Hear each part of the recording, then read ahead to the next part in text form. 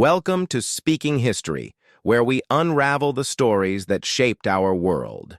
In this episode of The True History, we journey to the Bolivian mountains in October 1967, where Che Guevara, one of the most polarizing revolutionaries of the 20th century, faced his final moments. Ambushed by U.S.-trained Bolivian forces, Che's capture and execution marked the end of his revolutionary pursuits, but sparked the beginning of his immortal legacy. Today, we dive into the complex life, ideology, and ultimate fate of Ernesto Che Guevara, exploring how he went from a privileged youth to a global symbol of rebellion.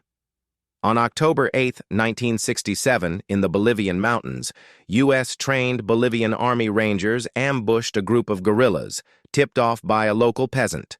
The 22 rebels, led by Che Guevara, were outnumbered and cornered. Despite their efforts, they were overwhelmed. Wounded and out of ammunition, Che and his comrade, Willie, were captured after trying to escape up a ridge. "Don't shoot," Che declared to his captors. "I am Che Guevara, and I am worth more to you alive than dead." Taken to the village of La Higuera, Guevara was interrogated but remained defiant, lecturing on communism until silenced. Che admitted he had acted on misinformation about Bolivia's revolutionary potential, as reforms had left locals indifferent to his cause. The next morning, CIA agent Felix Rodriguez and Bolivian Colonel Zenteno Anaya arrived. Rodriguez photographed Che and his belongings before sending confirmation of his capture to Washington. Later that day, orders from Bolivia's president mandated Che's execution. Despite Rodriguez's attempts to save him for interrogation, Bolivian officials insisted on following through. Che's final words to his executioner, Sergeant Mario Terán, were, "Shoot, coward! You are only going to kill a man." Terán fired multiple shots, killing Guevara. His body was flown to Grande, displayed to locals, and photographed for international proof of his death. His hands were severed and sent to Cuba as evidence, while his body was secretly buried, remaining undiscovered until 1997. Che's death shocked the world. In Cuba, Fidel Castro declared national mourning, hailing him as a timeless revolutionary model. Elsewhere, reactions were divided. Some celebrated his demise, while others saw him as a martyr. U.S. officials believed his death would deter future insurgencies, though they underestimated the myth it would fuel. Che's iconic image, captured years earlier by Alberto Korda, became a global symbol of rebellion. It inspired political movements, student uprisings, and a lucrative market for merchandise, solidifying his posthumous role as a revolutionary icon. Despite polarizing opinions, admired by some as a freedom fighter, condemned by others as a violent ideologue, Che Guevara remains a powerful symbol of resistance, his legacy enduring more than half a century after his death. Ernesto Che Guevara was born on June 14, 1928, in Rosario, Argentina, to bourgeois intellectuals Ernesto Guevara Lynch and Celia de la Serna. His family claimed noble Spanish and Irish ancestry, but financial struggles plagued them due to his father's failed ventures. Despite their reduced circumstances, the Guevaras lived beyond their means. Che's early life was marked by severe asthma, prompting his family to move to Alta Gracia for its better climate. His mother, Celia, an independent atheist, shared a close bond with him, while his relationship with his father, prone to heavy drinking and infidelity, was strained. Politics entered their household during the Spanish Civil War, shaping Che's early worldview. As a child, Che was bookish and adventurous, devouring literature and dabbling in small entrepreneurial schemes, often with disastrous results. Despite his asthma, he played rugby aggressively and was known for his privileged yet controversial behavior towards maids, reflective of Argentina's class and racial inequalities at the time. In his teenage years, Che admired populist leader Juan Perón, drawn by his anti-U.S. stance and nationalist policies. However, Che's political awakening truly began in 1951 during a life-changing journey through South America. Traveling with his friend Alberto Granado, he witnessed the devastating poverty and exploitation of the continent's marginalized populations, particularly at the U.S.-controlled Chuquicamata copper mine in Chile. These experiences ignited his anger at imperialism and inequality. Che's writings from this period reveal a complex, evolving worldview. While early racist remarks in his diary remain troubling, his later actions and speeches, including his famous 1964 UN address, reflected a commitment to anti-racism and liberation movements. By the end of his travels, Guevara had resolved to fight oppression, marking the transformation of a privileged, restless youth into the revolutionary icon known as Che. After completing his medical studies as promised to his parents, Ernesto Che Guevara set out on another journey in 1953, eventually reaching Guatemala in late December. By then, Guevara was a staunch Stalinist. Stalin's death earlier that year had likely drawn his attention further to the Soviet leader, whom he admired deeply.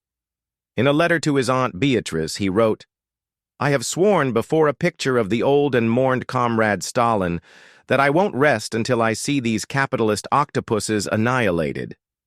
Stalin, one of the 20th century's most brutal dictators, was responsible for the deaths of an estimated 9 million people in the Soviet Union and the imprisonment of millions more.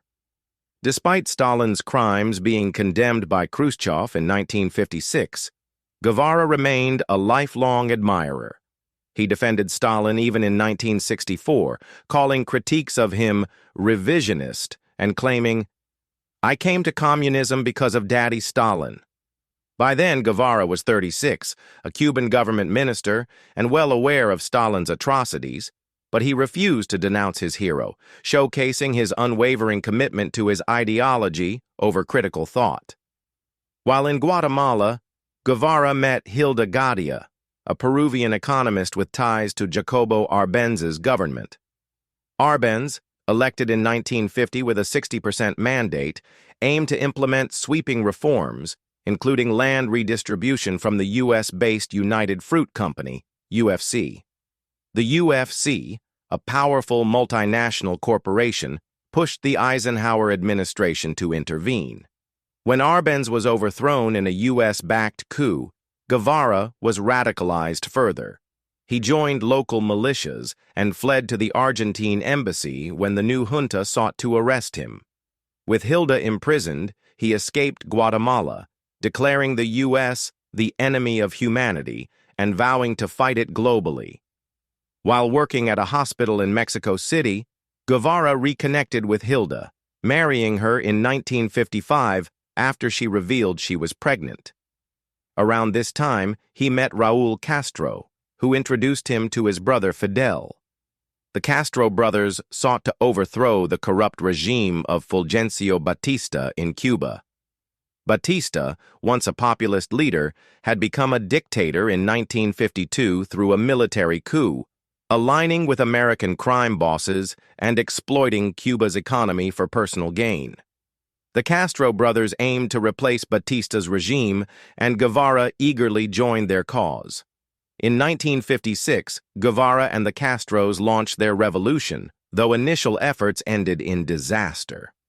Most of their forces were killed or captured, leaving only 17 survivors, including Guevara, to retreat to the Sierra Maestra Mountains.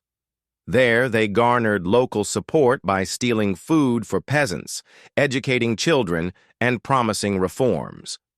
Guevara, now a committed Marxist, used this time to educate fellow revolutionaries in communist ideology, earning the role of Fidel's second-in-command.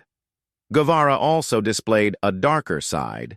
He executed suspected traitors with cold efficiency, including a peasant named Eutimio Guerra, whom he personally shot and later wrote about in unsettlingly sanctimonious terms.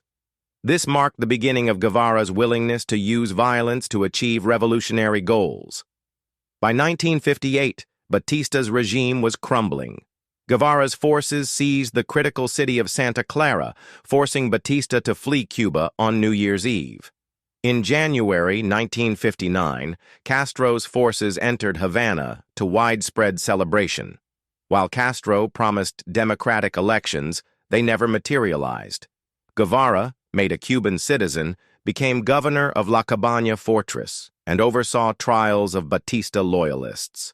Hundreds were executed under his orders during these tribunals, further solidifying his reputation as both a revolutionary hero and a ruthless enforcer. Guevara's ideological fervor didn't waver. In a 1959 speech, he declared that Cuba's revolution was only the first step toward a broader Latin American uprising. This alarmed the United States, further intensifying Cold War tensions. For Guevara, Cuba was a launchpad for his dream of a global communist revolution, solidifying his role as a polarizing figure in history. On a visit to Cuba in 1960, philosopher Jean-Paul Sartre, initially optimistic about the revolution, noticed the persecution of gay men, comparing it to Nazi Germany. In Cuba, there are no Jews, but there are homosexuals. The new regime, seeking to rid Cuba of the hedonism associated with the Batista years, turned against minorities, including the LQB+ community. Gay rights had been non-existent under Batista, but instead of improving, things worsened under Fidel Castro and Che Guevara. The new leaders viewed same-sex relationships as a symbol of U.S. moral corruption. Gay men were arrested, sent to re-education camps, and forcibly converted. By the mid-1960s, boys deemed effeminate were removed from schools and sent to military colleges. Guevara promoted his concept of El Hombre Nuevo, the new man, advocating equality across gender and race, but excluding gay people. Thousands of gay men were detained, often betrayed by neighborhood informants. Academic Rafael Ocasio described the plight of writer Virgilio Piñera, arrested and sent to El Príncipe prison, where detainees were stripped and dressed in uniforms marked with a P for pederast. In 1965, U.S. poet Allen Ginsberg visited Cuba and criticized its homophobia. During a press event, he joked that Raúl Castro might be gay and called Che Guevara cute, leading to his swift expulsion. His remarks did not sit well in the homophobic climate of communist Cuba. In December 1964, Guevara addressed the UN in New York, condemning South African apartheid and criticizing the U.S. for its imperialist domination of Latin America while denying African Americans basic rights. "How can those who do this consider themselves guardians of freedom?" he asked. He predicted South America's oppressed masses would soon rise up, declaring, "This world is beginning to tremble. Anxious hands are stretched forth, ready to die for what is theirs." Later that evening, dressed in military fatigues, Guevara appeared visibly bored during an interview on CBS's Face the Nation. The following year, he delivered a disastrous speech in Algeria, not only attacking the imperialist West, but also the USSR, Cuba's key ally, enraging the Soviets.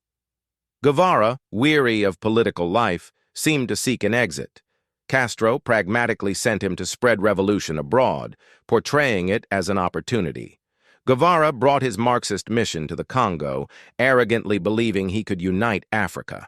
Local rebels, while accepting weapons and supplies, dismissed his ideology, frustrating the atheist Guevara with their adherence to traditional beliefs.